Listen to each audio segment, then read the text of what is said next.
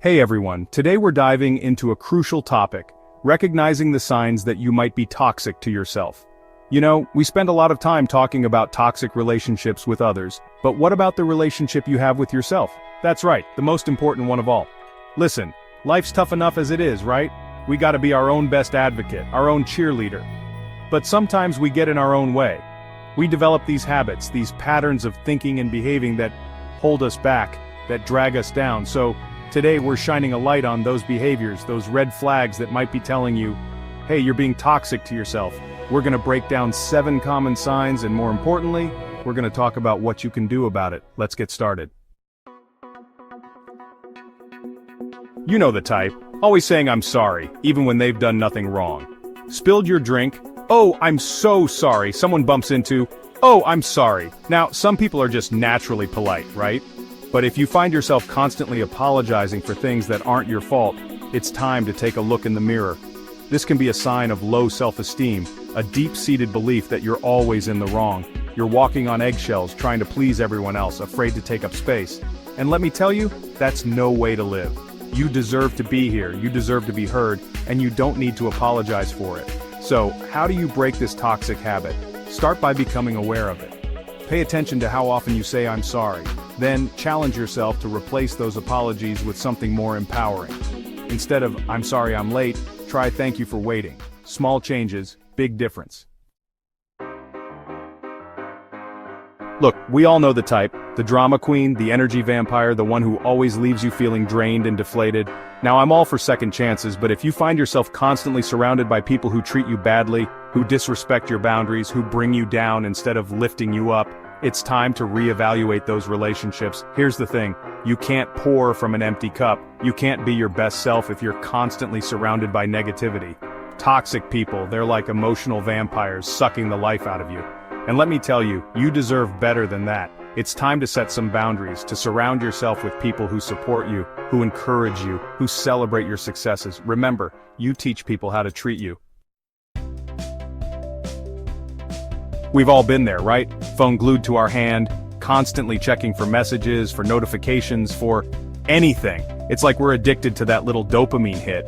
But here's the thing, this constant need for external validation, for connection, it can be a sign of deeper anxiety, a fear of missing out. Think about it. What are you really looking for when you're obsessively checking your phone?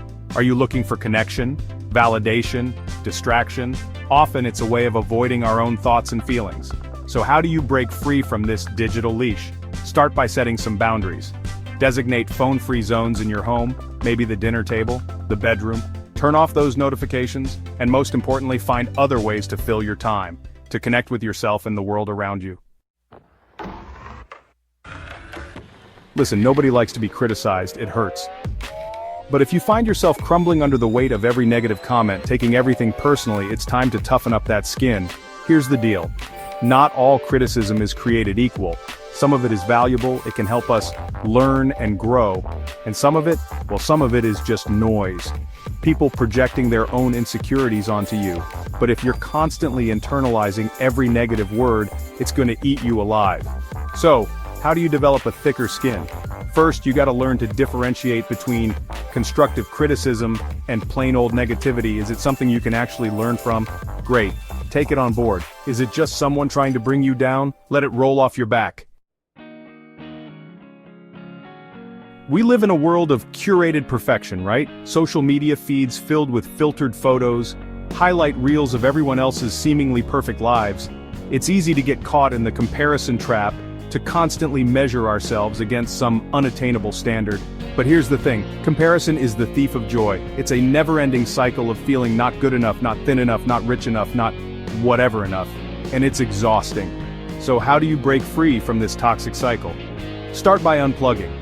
Limit your social media consumption. Focus on your own journey, your own goals, your own definition of success. And remember, everyone's fighting their own battles, even if you can't see them. We all need our rest, right? But if you find yourself constantly hitting the snooze button, using sleep as an escape from reality, it might be time to dig a little deeper. Now, I'm not talking about the occasional lazy weekend morning. I'm talking about a pattern of oversleeping. of using sleep as a way to avoid dealing with life's challenges, to numb out difficult emotions. Listen, life can be tough. There's no doubt about it.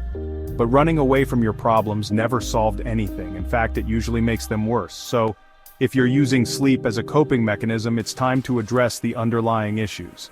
Talk to someone, a therapist, a trusted friend, a family member. Get to the root of what's driving this behavior and start developing healthier coping mechanisms. Are you a chronic people pleaser, always agreeing with everyone else even when you have a different opinion? Look, I get it. Conflict can be uncomfortable, nobody wants to rock the boat, but here's the thing. Your voice matters, your opinions matter, and constantly silencing yourself, shrinking yourself to fit in with everyone else, that's not doing anyone any favors. It's not authentic, and it's definitely not fulfilling. So how do you find your voice? Start small. Practice expressing your opinions in safe spaces with trusted friends and family. Then gradually challenge yourself to speak up more in other areas of your life. Remember, you don't have to be loud or aggressive to be assertive. You just have to be true to yourself. So there you have it, folks. 7 signs that you might be toxic to yourself.